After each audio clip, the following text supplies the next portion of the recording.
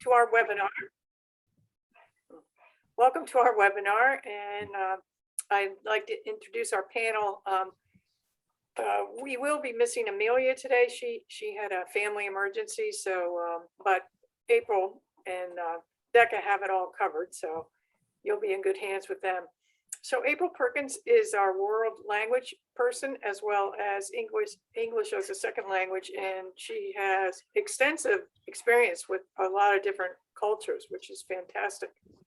And we have Deka, and she is our family and community specialist, and she's awesome, fantastic. So I'll let you two take it away. Thank you. Thanks, Jean. So just really quickly, maybe Deka, you and I can let everybody know what we do in our roles at the department. And then we just have a few slides to share with you, not very many. We really wanted this to be a time for you to be able to ask questions and get answers. So Deka and I are at your disposal for this hour. So just really quickly, as Jean said, I am the World Languages and English for Speakers of Other Languages specialist here at the department. And in that role, I primarily support teachers who serve in both of those fields. And that includes everything from explaining state policies, providing resources around high quality instruction, and even talking directly with families sometimes. Deka? Thank you, April. That's great. Hi, everyone. I'm Deka Dalak. My work at the department is Family Engagement and Cultural Responsiveness Specialist. I also do the foster care. I'm the foster care liaison person for the district as well, for the department, I should say. I started working for the Department of Education December 2016. This job actually was created by the commissioner when she found out that there is a need for cultural responsiveness and family engagement so that I can communicate with districts as well as families, because research show when families are involved in their children's education, their academic level gets, is higher. So it's been really a pleasure working with school districts as well as families to make sure that they are connected together and have that also bring stakeholders and community-based organizations to get to know their school districts as well. So we, as April said, we have few slides, but we like to have this connection as a communication so that you can ask us any questions that you may have that you might not know before. And we just love to talk to people. Don't be shy, just ask away.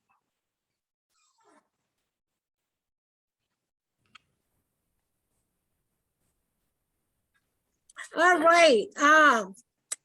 Oh, we're just missing something. So we talk about cultural differences, and sometimes we talk about cultural competency. And this is something that I talk to people and said, we will never reach that cultural competency space.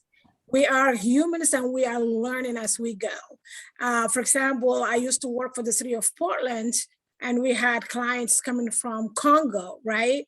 And then we understand them, they speak French, all of this. And then we had clients coming from Rwanda and Burundi. They do speak French also, but that doesn't mean they have the same culture, the same religion, and do understand each other. So we have to really understand the perspectives of others and really bring that empathy to the spaces that we occupied and talk about the diverse backgrounds and cultures that they have, especially when we are talking about children who are coming from other cultures, and really embrace that lived experiences that they bring into the classrooms. And sometimes as humans, we just make mistakes and assumptions, and we really translate diversity in a totally different things, right? But when we look into diversity, that doesn't mean black and white. That means kids who are, with special needs. It means kids who are LGBTQ plus members. It is a broad, right? It's black kids, brown kids, indigenous, all of those things. So we have to really have that bigger lens to look at when we are talking about diversity, excuse me. And sometimes we are really do not understand where cultures are coming from. And I get this a lot. when I'm in spaces, people will say, oh yeah, Africa must be a country, right? No, it's not. It is a continent with over 54 countries and more than 3,000 languages. So it is not only for us to teach others about, different cultures and different backgrounds and different ethnicities, but also us to learn that as well. Because if we don't know, we cannot teach others. April, do you want to add something to that? That's something I'll be touching on later too, when we talk about students who are learning English, that the more that you can know and understand about their backgrounds, their cultures and their languages and their family circumstances, their personal history, all of those details can help you to really meet their needs the best way possible. Awesome. Next slide, please. So yeah, this is again the similar things. So we talk about culture, we talk about ethnicity, we talk about beliefs, traditions, religion, diversity, nations. And at the end of the day, it all becomes the people. It's the people who make all of these things that we talk about, right? And make that cultural perspective. So how we communicate with people, especially our kids in our schools. If we talk to a child in one way and talk to another child in a different way, those kids are gonna think, okay, something is not right here. And kids are really smart. They see things so fast and faster than us. So we have to really look at how we communicate with each other, how we manage what we're doing. And this is not only for education, it is everything, it's healthcare, it's, community-based religions, anywhere that we are occupied, and how we respond when somebody is, talking to us and when we are communicating with people. Are we really looking things into that bigger picture that I talked about earlier? Are we seeing things in a world view and saying, okay, Abigail is from here, therefore she must be da da da da. So, and vice versa, Deka is from Somalia, she must speak Somali, right? And I'm wearing this hijab, she must be Muslim. So we just have to have that perspective. Even if we have that little knowledge of people and where they're coming from, it really goes a long way. And I can tell you a quick story. When I first came to the United States, I lived in Atlanta, Georgia. So I worked in this hotel, Marriott Marquis Hotel, in the parking. So I was a cashier in the parking. So people would come in and out and pay their parking. And one day, I don't know if you guys know, what's that show? It's a 70s shows, American, goodness. I think it was, the guy who says dynamite. Anybody remember? I don't know his name. But the dad came to that, to my cashier because he was paying for his car. I think his name is John Amos, maybe? I could be wrong. But anyway, and he was coming to America. He was the dad, coming to America. Anyway, he saw me and he said, where are you from? I said, I'm from Somalia. And he said hello to me in Somali. And I was like, whoa, this is really awesome. And he said he was back in Somalia and Ethiopia and Eritrea in 1968. That he went those countries and visited. So that goes really long way. If you learn how to say hello to your children, to your students in their language, they will really, really have an amazing connection and an amazing relationship with you. So we just need to have that bigger view on when it comes to cultural and ethnicity and nationality. At the end of the day, we are all people, right?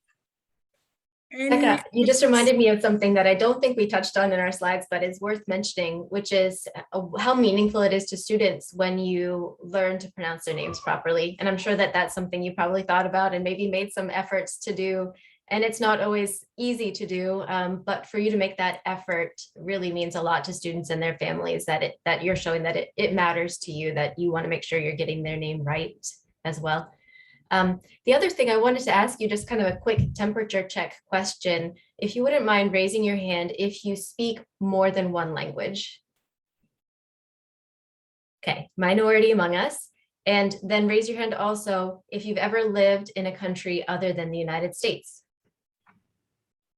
Okay, the reason I'm asking that, those are not judgment questions at all. It doesn't mean anything about how culturally aware you may or may not be.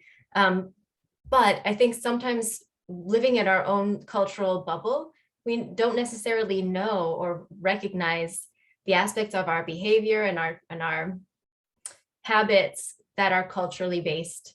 And so we just operate as though that's the normal and just usual way of doing things until we're confronted with somebody who does it differently. And then we realize, oh, actually, this is something that I've been conditioned by my culture to do.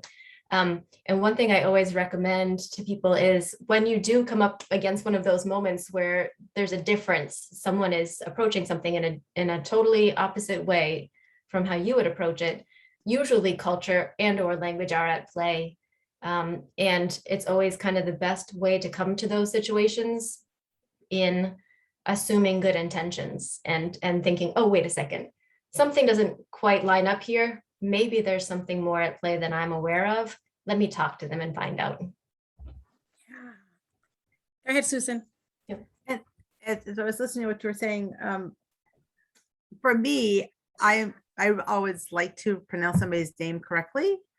And I think we should always ask them how to do that. And if it takes 2 or 3 times, that's okay. It's not a problem, because I think people would prefer you do pronounce the name right or use the name that they want you to use, whichever the case may be. And it's okay to ask that. And I think the idea of asking them, how do you say hello in your language, that would make someone feel really good. Yeah, good point. So this is a quote. I get it from the Young People's Caucus. This is a group of young people who meet at USM. USM has a program that they get a grant, and they meet, I think, every month, once a month. And the people that come to that meeting is from district, administrators, state legislatures, community-based organizations, a lot of different people, because they want to tell them how they are treated in their schools. So there's a lot of things that came out of those discussions and groups. There's kids at Lincoln County, Washington County, kids from, Cumberland County, who all have, similarities when it comes to their color, ethnicity, things in that sort. So it says we need to highlight the intellectual ability of our students, not their language or the color of their skin, but their ability. So this young person was saying that indeed in high school, a good friend of mine is the principal now, Dr. Ahmed. And when he started working there, he was a chemistry teacher. And he realized that the kids, immigrant kids and Black and brown kids, were not participating in the AP classes and honor classes. And he was kind of asking what's going on, what's the reason that these kids are not really participating in these programs that are amazing and wonderful and the school offers. And he started talking to the kids, and they said, my teacher never talked to me about it. I was never being told by my school counselor. My social worker never, tell me that. And I'm not saying this in a negative way, because there is also this perception from our educators when they see kids who are, having backgrounds from immigrant, or kids of color, they think there is already barriers for them having, in their homes and in their lives. So they just say, this is a tough curriculum, rigorous classes. I don't want to make them even have those hard, go through this hard courses, if you will. And he just asked the kids just to try it. And they did. And the number went up. And my daughter was one of those kids who really take advantage of having an AP classes and honor classes. So let's not, just take a look at their, the way they look, the way they dress, but also what abilities do they have, right? When we first started working for the department, we went on visit women in the OSSS, Office of School and Student Support. And I believe Jean and Susan, you both remember in that Augusta school that we visited that day, way back when we start working for when I start for the department. And the classroom that I was in was a very, there was no diversity. All the kids were white. The teacher was white. She was amazing. She was on top of each and every one of the kids, who is moving, who is doing what, who is grabbing. She had all of these antennas and she was on top of all of them. But when I looked around the classroom, there was no diversity books. There were not any pictures of, anything. Most schools you will find Martin Luther King picture, right? There was none of that. So that was the only negative thing for me to debrief the group later. But Kelly, who is who's our co-worker, said that her classroom had almost about 4 kids of color, I think.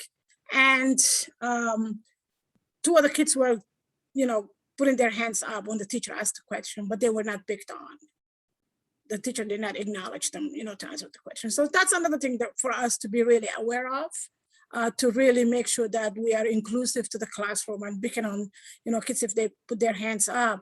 We have to really encourage them to answer the question. I know that there are tons of teachers who do that, amazing, and always include their children, but there are those teachers who don't do it. So when we are talking about diversity, equity, and inclusion, that's exactly what we're talking about. If I tell you my daughter, who's 20-year-old now, she is at Emmanuel College in Boston for political science, she will swear everything she learned was from her 5th grade teacher, Mrs. Baker. She will say, that is who teach me everything I know. She don't remember anybody else. Her high school, her APs, honors, nope, Mrs. Baker. So they will remember you. They will really have you close to their heart and always remember you. So. Deka, talking about calling on students when they raise their hand makes me think also about students learning English and how often they will not raise their hand unless there are certain conditions in place. First being that they feel comfortable with you and they know that you care about their participation, you're interested in what they have to say, and that they don't have any concerns that they might be judged for their accent or for their pronunciation or mistakes in grammar and that kind of thing. So if you're able to establish a classroom culture that that those things are not allowed, that we encourage everyone to speak and we don't ever mock anyone for the reasons that I listed, then that can really help them to feel comfortable to speak up. And you'll find that the richness of your conversations in class really increases because of what they're able to contribute then. Yeah, I'm going to be biased here for a minute. I did my internship for social work graduate school at Lyman Moore Middle School in Portland. When you come to that school, when you first come into the door, you will see, I don't know, maybe 20 clocks right on the wall. And each clock represents a country that the kids are in the school are, and what time it is in that country. Somalia, it's 3 o'clock. Russia, there's Congo, Rwanda. So it's really amazing. And the teachers were really amazing connecting with the kids, providing for them, giving them space. And I know that most of us do that in the schools and in school districts. But if the more we do that, the better outcomes that we will see with kids who are really struggling with learning English, or even kids who are struggling with, their sexuality. We're talking about, health class and physical health, right? So if we just bring them in and say, hey, you're part of this, you're part of the classroom, you're part of this conversation, and we welcome you for your questions and your concerns, then they will be more than, become more brave to engage. So this is a picture that I get it from, I think it's one of the schools in Minnesota, and they have a really good sports activities in their school. And when we are talking about physical education for all the students, we kind of look at these kids, these girls, they were in hijabs, they were in long dresses. How can we allow them, or let them, not allow, I'm sorry, be part of this, physical education classes that we have? And I tell you, there are so many of these girls. One of them, my daughter, who played basketball for her school for all her career, she stopped it, by the way, when she was in high school. She became cute and makeup and things. So she's like, I'm not gonna do this anymore, which I don't understand. But there are so many of these kids who are really want to do this. And I can tell you, for the Somali community, we have a retreat for younger girls, 3rd grade to college grade. And we talk about what is the barriers that they have in school, positive, negative, whatever. And we do 2 nights. We have a retreat for 2 nights. And one of the girls was talking about how her mom does not want her to play sports in the school. But if her teacher was telling her, yes, you can, and you were doing this better and you are good at it, she would have done it. And, you know, getting the support from the school, she would have been able to do it and tell this to her mother. And she was really sad about it. She really wanted to play soccer, but she couldn't do it because of, you know, she's not getting any support from home or from school. You know, sometimes we just assume they're wearing all of this stuff. They cannot do any, you know, physical activity or any sports, but you'll be amazed what they can do. So we have to really have this inclusivity when it comes to physical education and ask kids to be participating and be part of it. And we have to really also have a more awareness when it comes to cultural differences and try to look at the bigger picture in the world. There's so many women in the world who are wearing hijabs, who are participating in different sports in the world. Some are in the Olympics. And, you know, although we have to respect the religion, but still we can also encourage them to do this. Because again, the religion Islam tells us to have a healthy physical activity and healthy lifestyles. So let's just challenge those stereotypical narratives that we hear every day and just give these kids a place to participate. Oh, wow.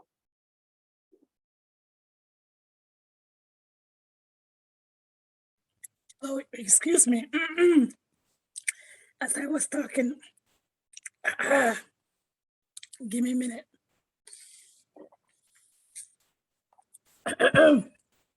Something went in the wrong spot. As I was talking, sorry. April, you want to take that?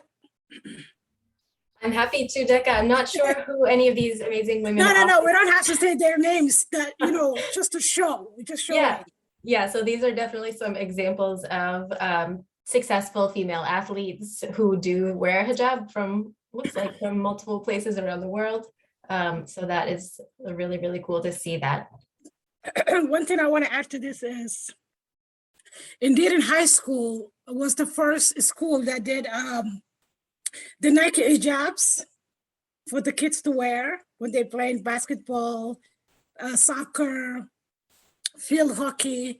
So they really provide this. And Mary was supposed to send me one so that I can show it to you today, but she couldn't find it. She said it was in the trunk of her car, so she couldn't find it. So if you Google it, you'll be able to see what Deer High School did for their girls who play, you know, field hockey and soccer and so forth. Susan? So I'd be curious to ask if any of you in your programs at school provide for your students. We refer to them as sports hijabs. Yeah. Yes. Any of you done that? The teachers. And if they're not something that you offer yet, it's something that families could initiate and ask for, students could initiate the ask for, or schools could initiate the offering. And certainly that would really mean a lot, I think, to families and to students to know that the school cares about that and is taking the initiative to make sure that girls are comfortable as they are in physical education class or in any sports. And also encourage them to do it when the school is saying, yeah, if you want to do it, here we have this sports jobs for you. So if you want to do it, this is really good. And now we have a lot of Muslim students in Biddeford, Saco, Westbrook, certainly Lewiston, Augusta, Gardner. Lewiston, Auburn.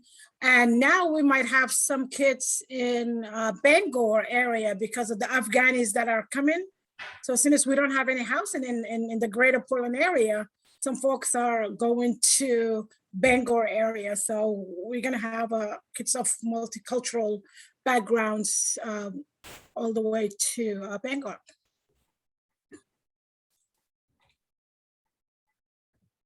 So this is another thing that we have to keep in mind. Ramadan is the month of of the year that Muslims do fast. It's 30 days. We don't eat from sun up to sundown. We don't eat, we don't drink, nothing. And we break fasting when the sun goes down. And many of our students go to schools at this time. And there are so many stories that I have about Ramadan. And when district administrator was telling us as a community members, when they first have kids in Biddeford, the kids were saying, hey, we want to take off the whole month because we're fasting and we should not be in school. And the district people were really serious. They're like, oh my God, we should do this. We should give these kids, and the community was like, no. They need to go to school. They need to participate all the activities that is happening. And the district people are like, whoa, we didn't know that. So yeah, do not listen to those kids. The month we fast and we focus on mindfulness, right? And if some of your kids are fasting, you can just give them some less, movement, that is intensity movement, maybe stretching, maybe walking around the gym, not running, but if they want to, they can run, they can do that. But if they don't and feel like if they're tired and cannot participate in that way, they can just walk around. Some can do some yoga and relax. I don't know if you guys have any kids who are fasting in your school in Ramadan, and what did you do with them? And if you don't have any kids who are, immigrants or Muslims, that's okay too.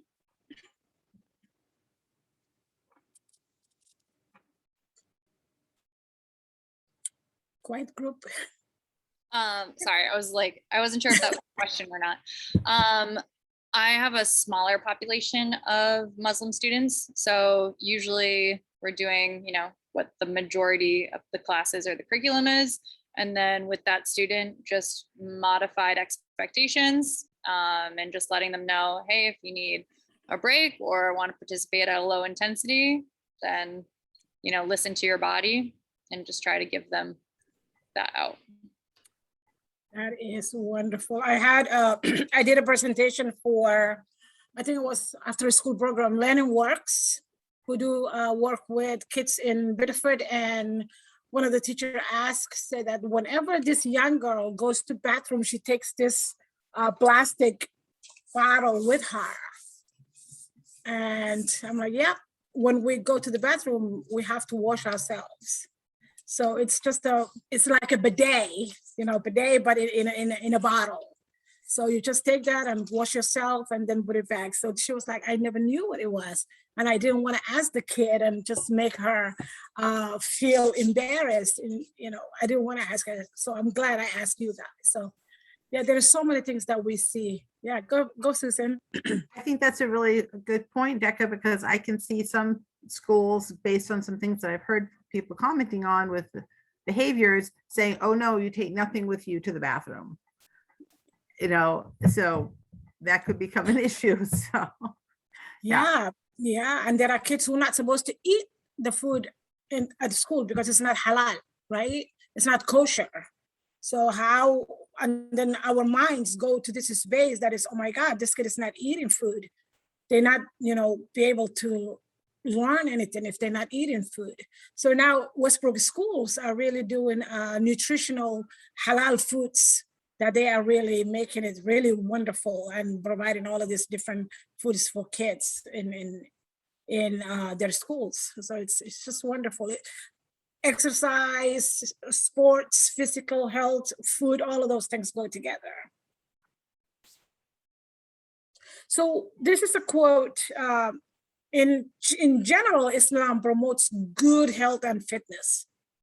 Islam also encourages both men and women to engage in a physical activity to maintain healthy lifestyles, and also a good hygiene. So you have to brush your teeth, wash your face, clean yourself. So it is part of the religion things that we must do. And if you're not exercise, going outside or walking, you will not have a good healthy lifestyle. So again, I'm going back to that stereotype that this person is wearing all of these things. they cannot do certain things. No, you're wearing all of this and you're coming from actually middle, what I'm trying to say, in the middle of the desert in Middle East, which is like hot. We still wear this, right? We still wear this and go by our days. So we do the same thing here as well. So just remember that always. Good healthcare, good activity, also good health, healthy lifestyle. I'm losing my words. So what's the cultural competency? People, we started this with this earlier when we started the presentation, and it's to value diversity. And again, diversity is right here. You know, we're coming from different towns in Maine, right? Men, women, right? Younger, older, middle-aged, Black, white. That's what diversity is all about. Able, you know, whatever age, however we can say it. So we have to really value all of that, because the more we have that, the better we are as humans. Oh. Did you want to say anything else about that last slide, Deka? I think I went too fast. Yeah, if you go back to it, yeah, be committed to willing and be changed, you know, just change. Sometimes we just lived in our little bubbles, all of us, and we just like it. We don't want to get out of it. So just get out of it a little bit. Respect differences and yeah, work with others, all of these things that we all do on a daily basis. So.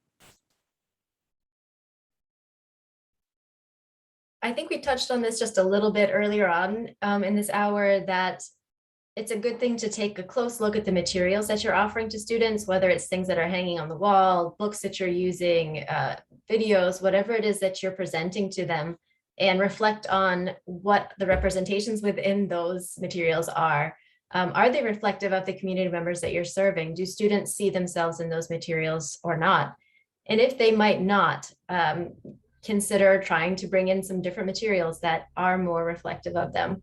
And why is that important? Why should we be making the effort to do that? Again, it comes back to making sure that students feel safe and welcome and included, part of the community. That's a really simple step that we can take to express that in a nonverbal way, in an implicit way, that yes, this is your community and your school, you're part of this. So I'm sure you probably, most of you have had a student or multiple students in your classes whose first language is not English. Would you raise your hand if you've ever had an English learner in your class? A few of us. Okay, great. Yeah, most of us. Wonderful. And hopefully you've had an opportunity to somehow coordinate with your ESOL teacher at your school and learn a little bit about that student. But if that's not part of your normal or your typical practice yet, then that's a good place to start, is just getting as much information about that student as you possibly can, like we talked about earlier, finding out what language or languages they speak, because it's easy to make an assumption based on the way a student looks or their name or any other details that you might be picking up on. You might assume, well, they must come from this country or they must speak this language, but you can ask and find out and be sure. And then learn as much as you can about that language and the culture that they're bringing with them to the class. It's really helpful for someone who is in the process of learning English if you're very deliberate in the way you speak.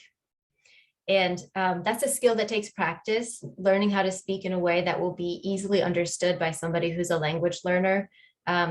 It doesn't involve being louder, although that's what we kind of instinctively tend to do. Louder doesn't necessarily help. Slower definitely does help. And just kind of being conscious of the level of vocabulary that you're using. Are these words that the student is likely to ever have encountered before? And if not, am I making sure that there are supports in place to help the student understand that word? And one thing I always recommend is to pre-teach vocabulary as much as you can. So if you know that you're going to be doing a class that involves, you know, three to five challenging words that students probably haven't seen before, then you can pre-teach those. Have them up on the wall, email them to students in advance, provide the definitions for them in the context that you're going to be using them so that they can be prepared and have a better chance of understanding what's going on in the class. If you have a physical classroom that you're able to use, putting up anchor charts around some of the things that you're working on currently is a really helpful thing too. So an anchor chart kind of just encapsulates the key concepts and key words involved in the subject matter that you're teaching. And that's a really quick and easy reference for students to turn to if they're feeling confused or a little bit lost in the conversation. They can look to that chart and remember, okay, this is what this word means, and this is the essence of what we're trying to learn today. And speaking of that too, I didn't put it on this list, but we as teachers approach our classes usually with an objective. And so letting students know what is the learning objective that we're focusing on today helps them to feel a little less overwhelmed and realizing, okay, this is a specific thing that I'm expected to do today. This is what I need to be focusing on. How can I get to that point? If we're not expressing that learning objective to them in clear terms, then it can feel like there's just so much input coming at them, and it's hard to make sense of it all and pull out what is really essential here. I think there's a real art to giving instructions. Oh, Susan, please go ahead. I was just going to, and that's best practice, I think, for all students. Absolutely, yeah. Yep, for sure. And giving instructions is something that even I really appreciate. Although I speak English, I think pretty well.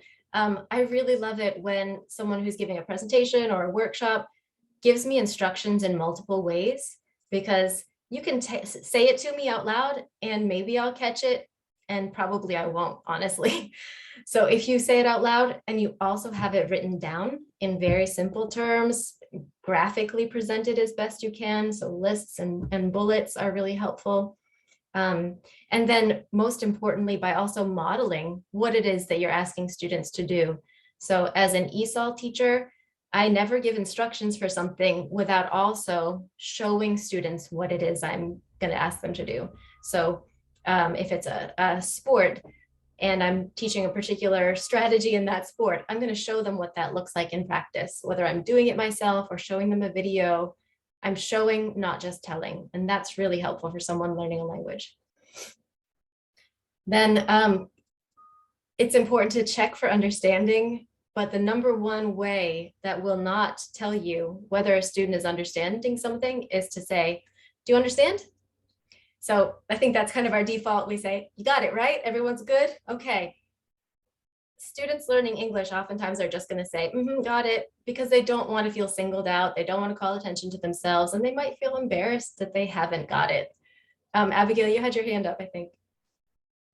Yeah, I can relate to this quite a bit. I'm a second year teacher, but last year was my first year. And throughout my college career, I was never put into a school with a whole lot of diversity of my knowledge. And last year I had a first grade student who did not speak any English. Her primary language was Spanish. And so I walked into school one day and into the classroom, because I had to go from classroom to classroom for health. And the teacher says she does not speak English. So I use Google Translate. So I was like, okay, well, I took Spanish in high school only for 2 years, had no idea, and only used it to type out what I needed to say and then got the Spanish translation. Well, I did that for my instruction with her, and of course she's in first grade. So I type out the instruction and I show it to her, and she says she doesn't know.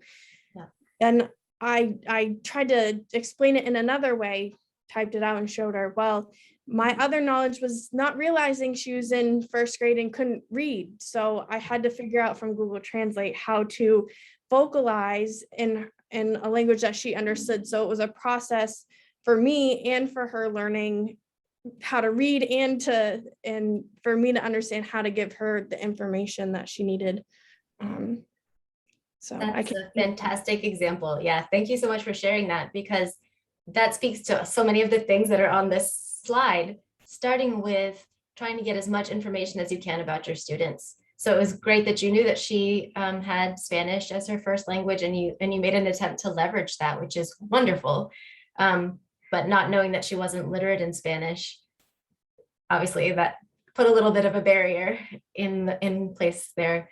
But there are tools certainly like Google Translate, which has mixed reviews depending on the language that you're trying to translate, and other technology that has been developed that's getting pretty good for doing what you're describing. But I really feel as an ESOL teacher that 99% of the time, it isn't necessary to translate, because there are ways to make yourself understood without doing that. And students are really, really, resourceful in understanding what's being said to them. So if you're using these strategies with saying it orally, giving it in writing and modeling, the chance for them to understand you is pretty high. If you're finding that they're still not understanding you, there are other things you can do. For example, do they have a classmate who does speak the language that they do, and can that classmate help? Or can they just be partnered with somebody who can kind of lead them along and make sure that they're following what other students are doing? So those are also things that you can do.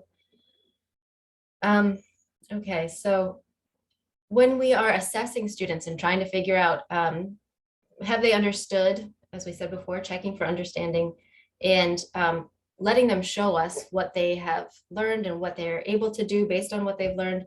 The typical ways of measuring that for students who do speak English fluently might not work as well for someone who's still in the process of learning a language. So I always recommend that you just kind of boil it down to the essence. What is it really that I'm looking for a student to be able to do, or show me that that student knows? And are there other ways that they could show me that?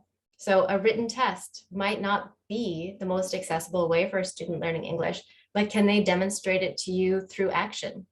That might be an option. And then, as I said already, reaching out to your ESOL teacher. Theoretically, you would all have at least one ESOL teacher in your school who, although stretched very thin, is so happy to hear from a teacher who wants to learn more about meeting the needs of a student learning English. So I highly recommend that you reach out to that person and ask, what can I do for this student? What are you working on with this student? How can I reinforce that with him or her? And get some strategies that will help you to teach in your class. So that is a really fast nutshell crash course about working with students who are learning English. But do you have any questions about that? I just want to mention, right now schools are doing the Maine Integrated Youth Health Survey. It is in English only.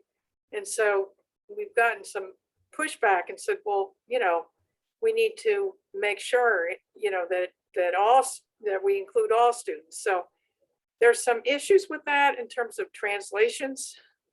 So anyway, but it'll be that, I was just thinking, I just heard from somebody today. So that's, having you say that, I thought, oh boy, that's so true.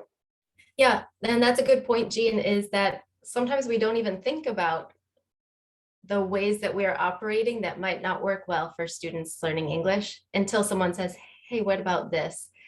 So it's good to have people reminding us, and as much as we can, to try to take the perspective of those students and think about what might or might not be working well for them and how we can adjust our practice to work better for them.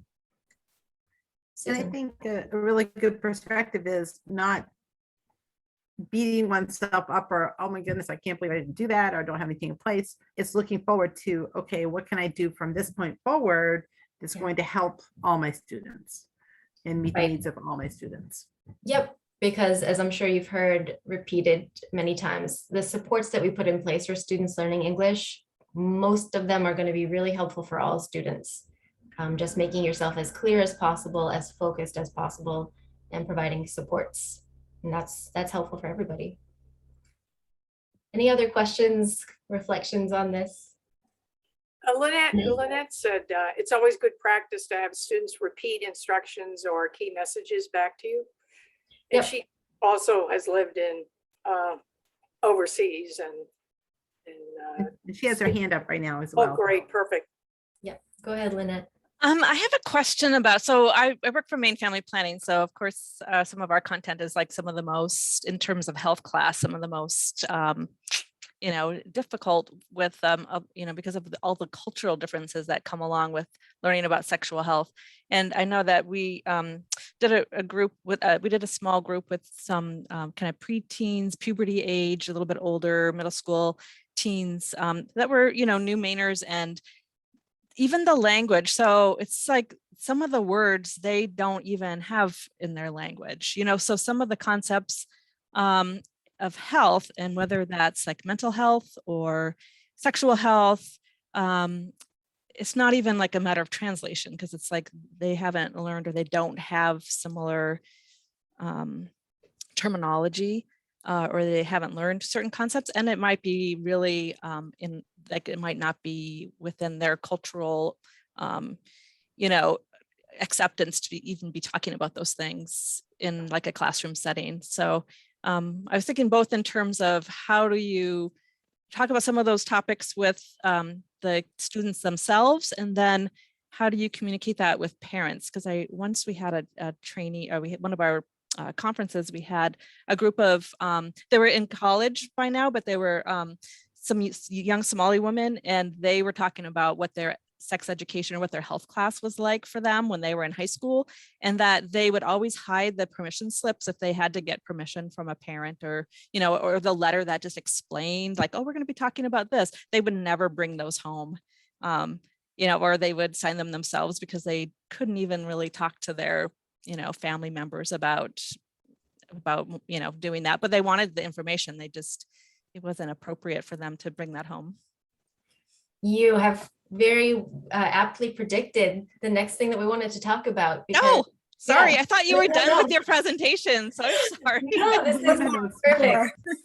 This is perfect, Lynette, because this is so much tied into everything that we're talking about today. And students of all backgrounds bring with them a perspective to a health education class, where these things are going to come up and where they're part of the curriculum.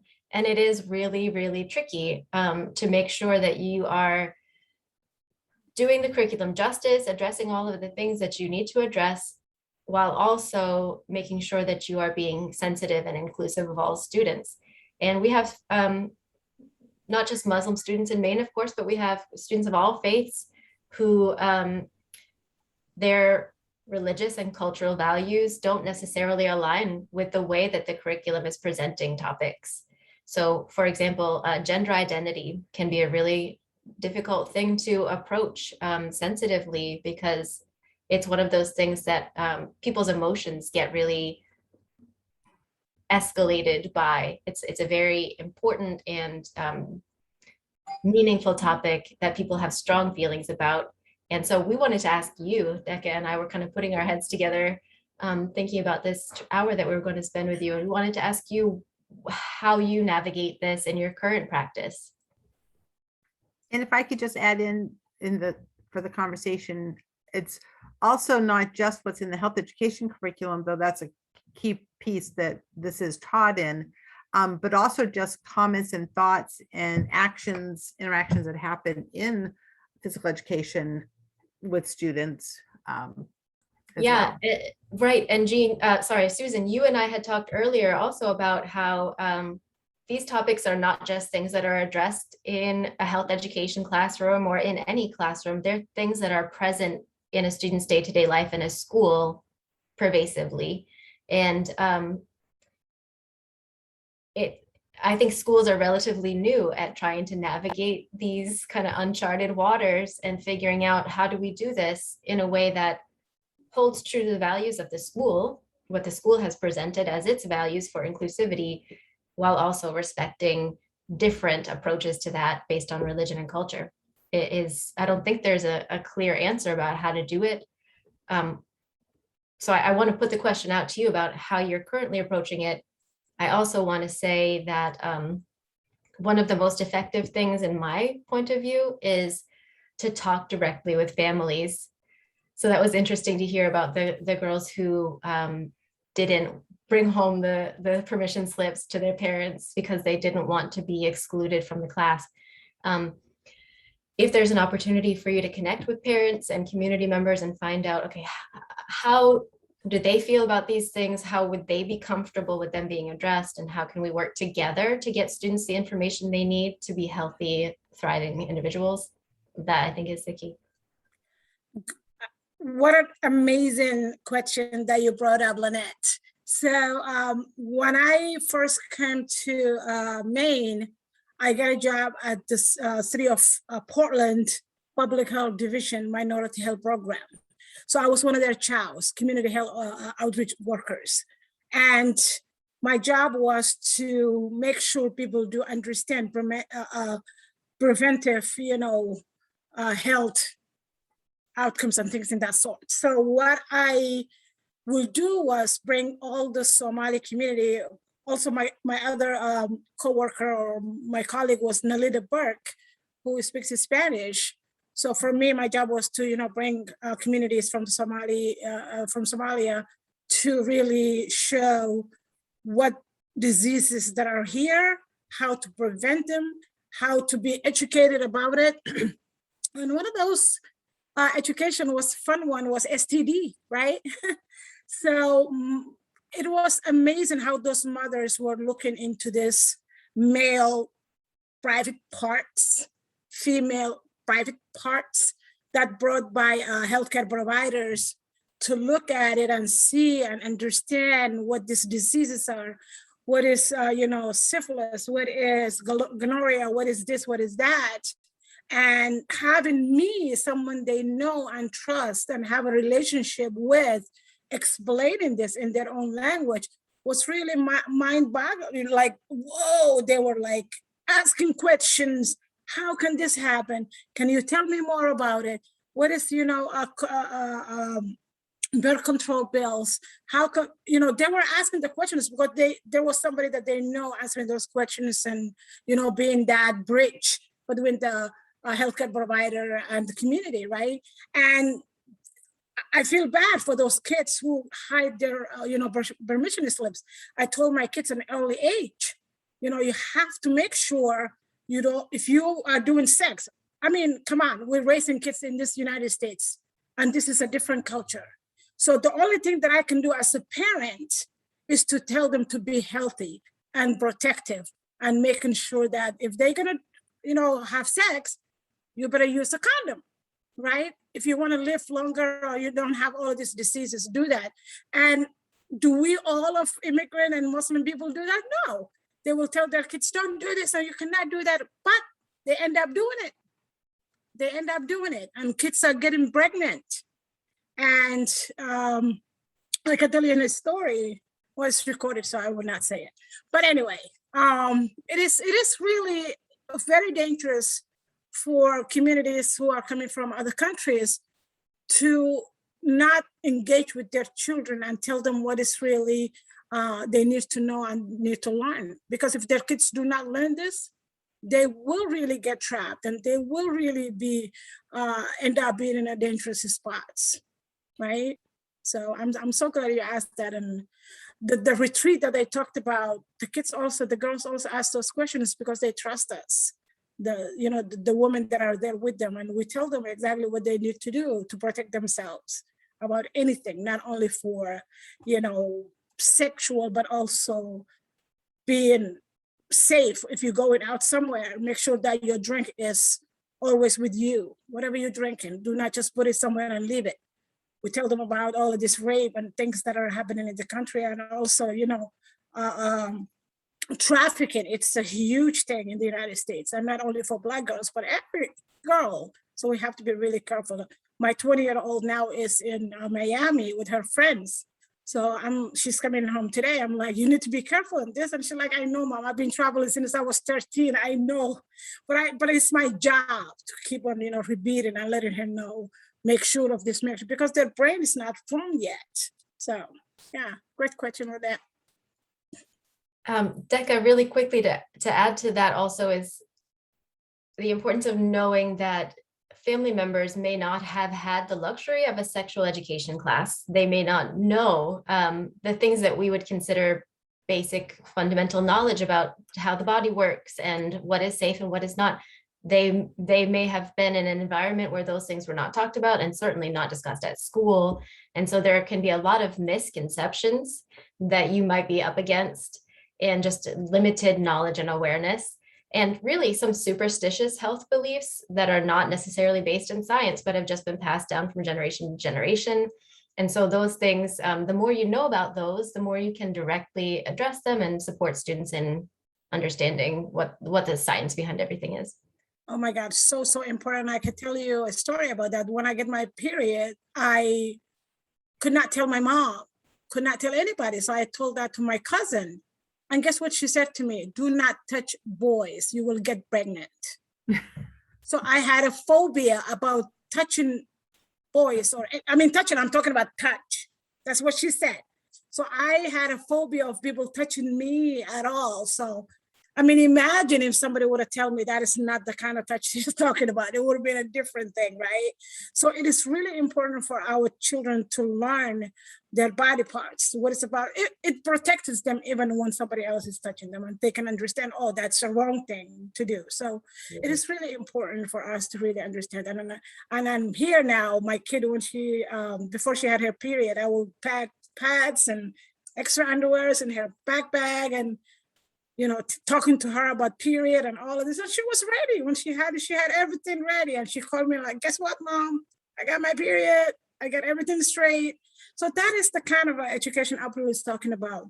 These folks never had anything like that. So if we are saying sexuality, then that's a turn off for them, right? Right then and there. So, but if we change that language to like basic health, body, or something like that, they will be open for it. Go ahead, Susan. And I was just going to say, if when I had talked prior, that some of the best practices we have in place are ones that we want to continue to make sure that we have in place. And one is letting parents know about what is in the curriculum, what's going to be taught, but not highlighting just the sensitive topics or just the ones that are controversial, but talking about all of the topics. And in having presentations or conversations with parents and inviting them in for parent nights, do so in talking about many of the things that we've heard about the culture of your class and how you're addressing that in your class and the different topics, and wanting their input and how can you support them in sharing this information. So I think that's a strategy that can be used. Does anybody do that? Do any of you have, parent nights where you talk about what's in the curriculum? No? So that's a strategy you might think about as an opportunity for parents to hear it. Abigail? So I don't talk verbally with parents, but I usually send home a letter. We have like our curriculum letter specifically for 5th grade and 4th grade. And I also at the beginning of the year outline what we're going to be learning in health all year long. So that way parents know. But I like the idea, especially this year, of going and doing an actual, even like with parent teacher conferences, mentioning that to my older kids, the parents, and talking about that. And so that way, if they have questions ahead of time, I like that idea. And another way of doing that is to piggyback it on something else that's happening. So like you said, open house. So I have an extended presentation at open house or another event that's happening that will bring parents to stay. And I think, Deka, you probably would agree with this, that if you simply said, we're going to have a session on an open house for parents to come and talk about sexuality, probably you're going to get a very limited audience that's going to attend. Whereas if you say we're going to talk about the overall health education curriculum and what we'll be addressing, you'll get a much broader group of people participating. Yeah, and also some of our white families do not want to hear anything about transgender, sexuality, and they don't want to hear that. So it's not only for immigrant families, it's also white families who don't want to hear about these things. Yeah. Absolutely. That's why you can just make it as broad and open as possible. Yeah. And just to like to add on to that, like we have an open house, but it's like parents always are going to the kids' core teachers. So it's like we're there, but no one's really coming to see us unless maybe you're an advisor.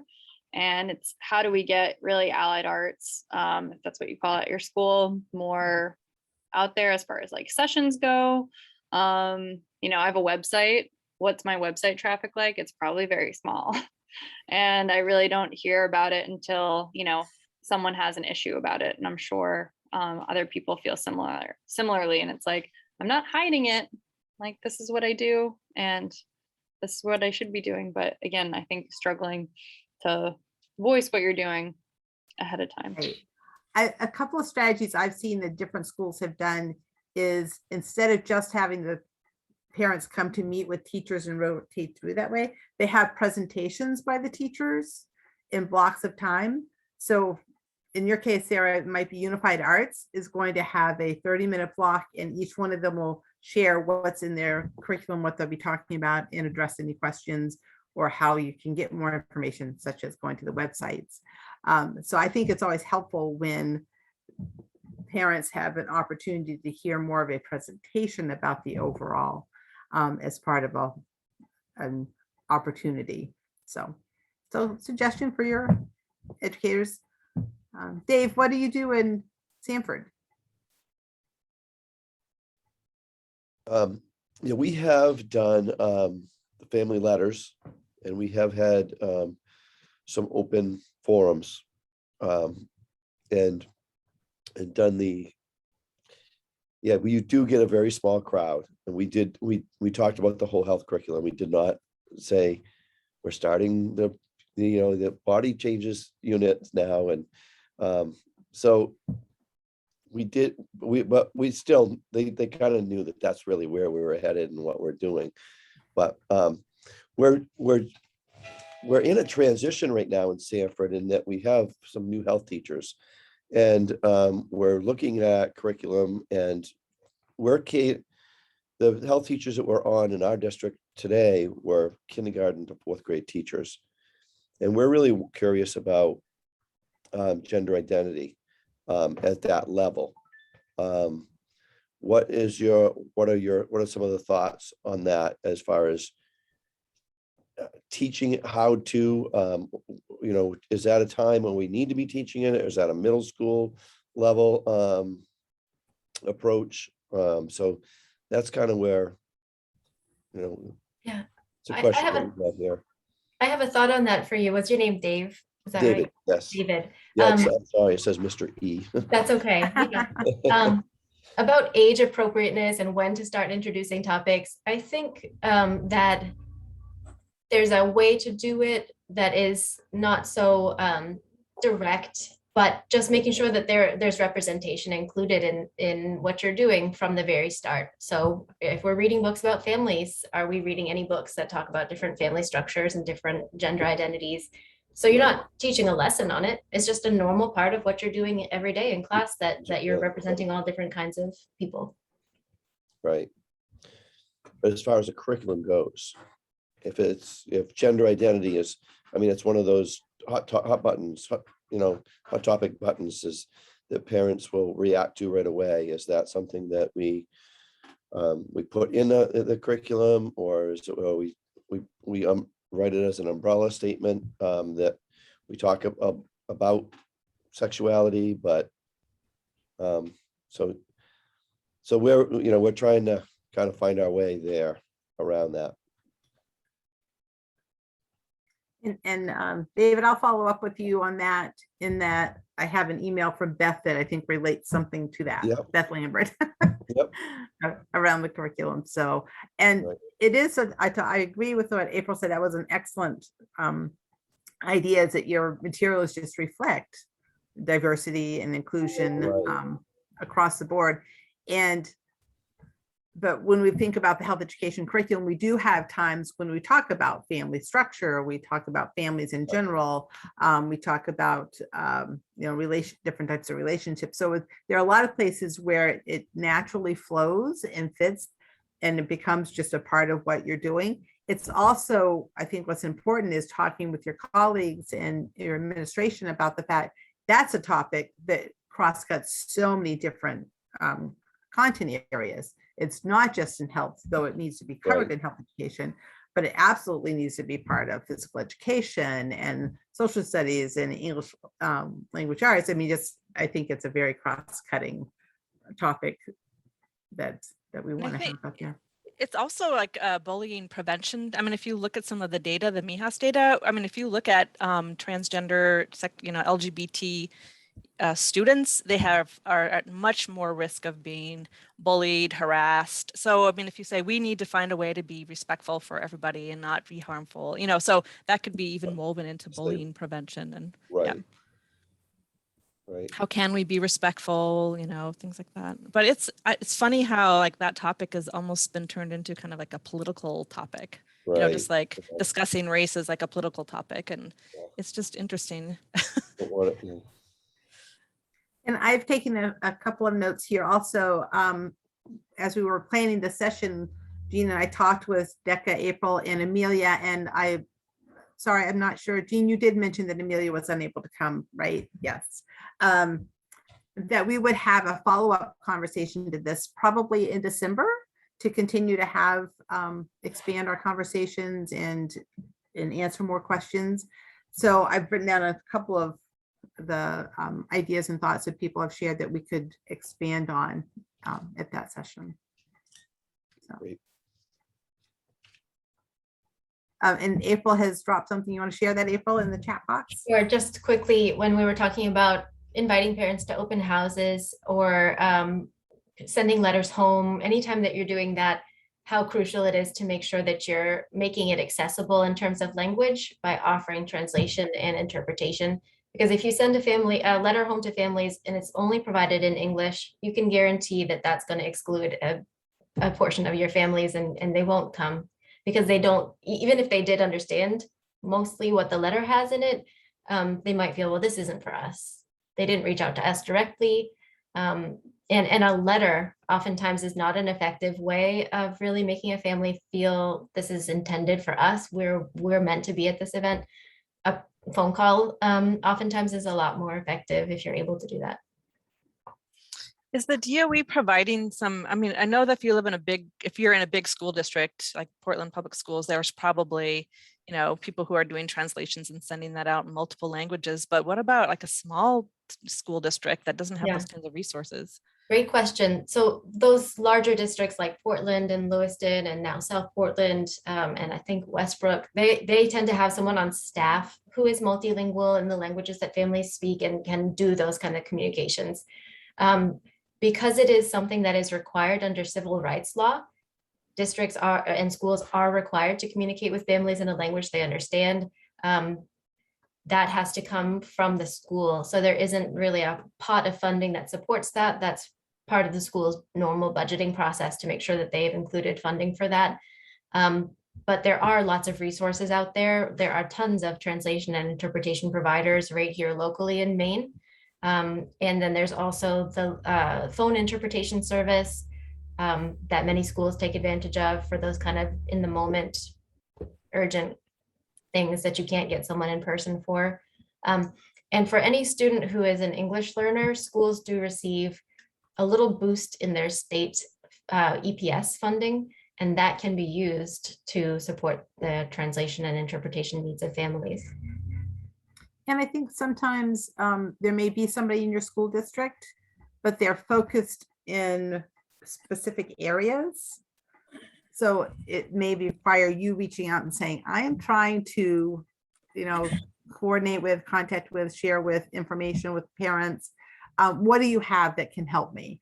So it might be you having to be the one that reaches out versus somebody sharing that information with you directly. So, and it may be the awareness to the administration that, oh, we have a need that we need to pay attention to.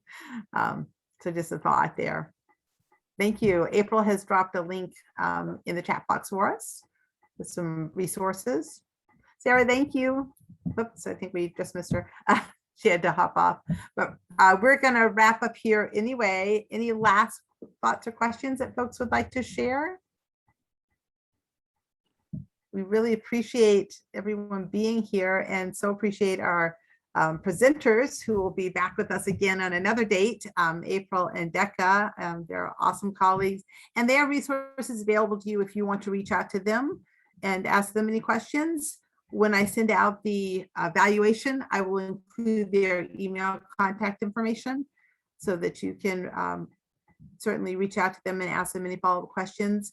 Also, with their permission, I will share the PowerPoint and a PDF of the PowerPoint, and we will have this also recorded. We do have it recorded so that folks will have access to that. So if you know anybody that would like to watch and hear more, and you know, one of our goals and objectives for this was that we wanted to heighten people's awareness of some of the things that we need to be mindful of and aware of as we're our culture is changing, our population is changing, and we want to make sure that we are responsive to that. So I think that's a really important piece, and we do want all of our students to feel included and encouraged to participate in any and all ways within our schools and communities. And the voice that we have, I think, has an impact on that with our for our students. So we want to be that positive voice in their lives and supportive, helpful person for them. Because I believe what Deka said, there's a teacher that students will say they're the ones who made a difference. They cared. I could tell that they wanted to support and help me, and did support and help me. So I think that's a key thing. And as we move forward, we're going to continue with, you know, expanding our understanding. I learn things every time I participate in one of these presentations, a new thing that just is like, oh, I hadn't thought about that. That makes sense. I did not know about the bottle. So Deka, that was great to hear that. And what an important thing, because if a teacher is not aware, then they could interfere and cause a very uncomfortable situation for a young person. So we'll continue to expand that. And then we really are going to dive into and help you to look at your curriculum and look at your instructional strategies. Are you incorporating best practices? Or as you learn new practices, how are you incorporating those as well? So I want to thank you all. I want to thank our presenters, April and Deka. Thank you very much. Thank you. Always a pleasure. Thank you. Yeah. Thank you. And thanks to everyone for being here. We will again be sending an evaluation, and then your certificate will follow after that. So have a Thank great you, day, everyone. everyone. Thank you. Bye. Bye-bye. Don't forget, yeah, the